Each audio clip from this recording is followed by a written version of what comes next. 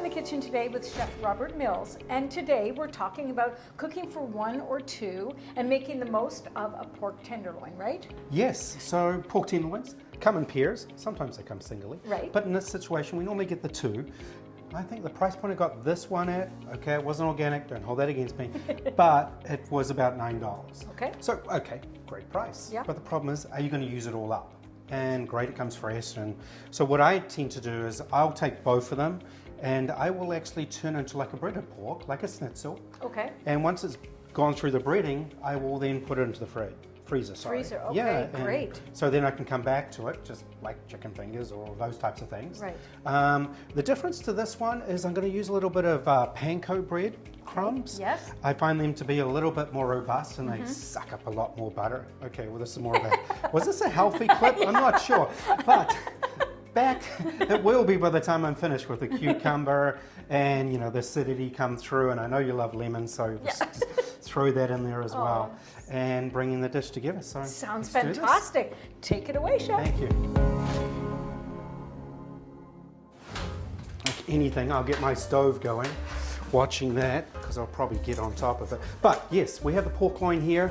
I'm going to take off some of this little sinew here. Same thing, if you don't want to take this off, that's okay. I guess it seems easy for me, but I just like to take this tiny bit here off there.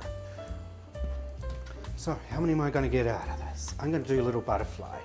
Not so much the butterfly effect, but coming through so I can get really large pieces of meat coming through.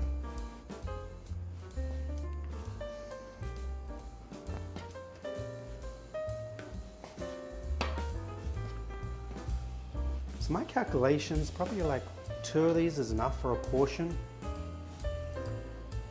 So out of that, we have got 1, 2, 3 meals for one, maybe 1.5. Maybe you have friendo, we got 3, but there we go. So I'm gonna bread up just 1 portion now just to go through that effect of bringing it together.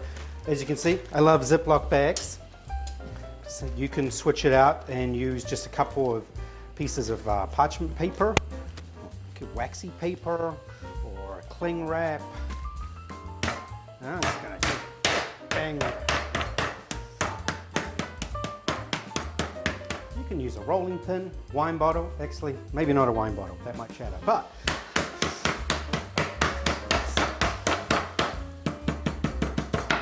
see, I'm using the back of the knife just to break it open a little bit as well, never the sharp side.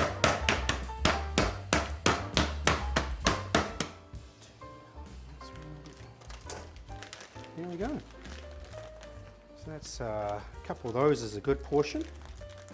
I'll leave the others for later. So with that, I've got a little bit of flour. Must make sure I season each stage of this. Salt and pepper in each one. Go.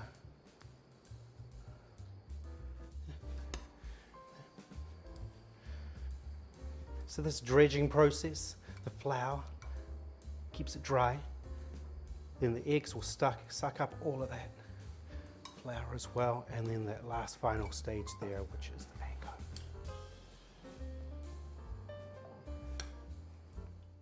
Leave that one there for a moment.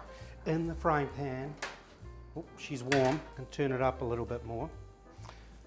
You can use olive oil or a blend of olive oil and soya, or just straight vegetable oil is fine as well. So with that, I'm going to get my first piece here.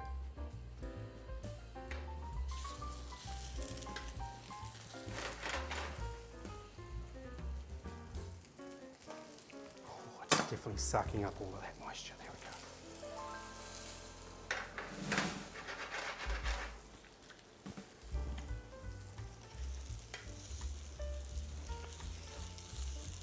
So as that's cooking away, I'll take about a couple of minutes each side.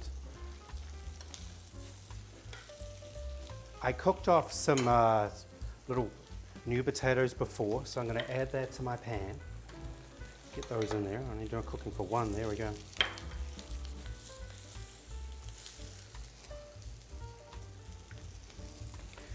So another trick as well is, yes, I got my pan up hot from lots of gas at the beginning, or if you're on a regular oven, you want to get it up to the highest point, but then I've turned it down. So we're just not burning that oil as we're going through this cooking process.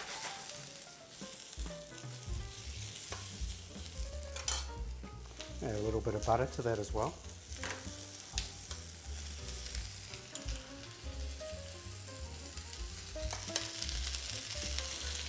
If you don't want to add the butter, that's okay. I just prefer it just adds another layer of flavour to it.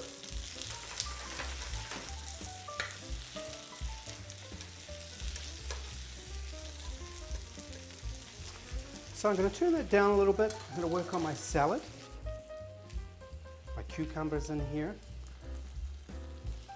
A little bit of lemon juice.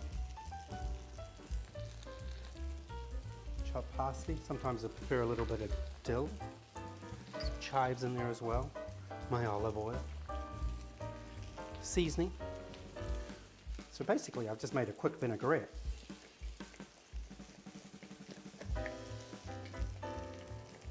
So I'm going to get these guys going on a plate.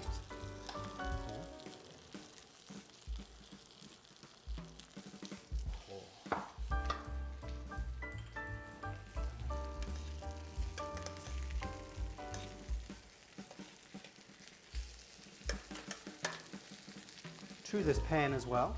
I'm getting closer to the end now. I'm going to add my green beans. These ones I've actually seen them off before, or hopefully you've actually started to freeze your own beans and you're pulling them from the freezer. So this all becomes one pan, one meal for one person, or two, if you like the portion sizes. This is around about 2 to 3 ounce portions in here. Oh, it looks so good. Right, plating. So this is my pork schnitzel dish. You can find more tips and tricks on wellings.com.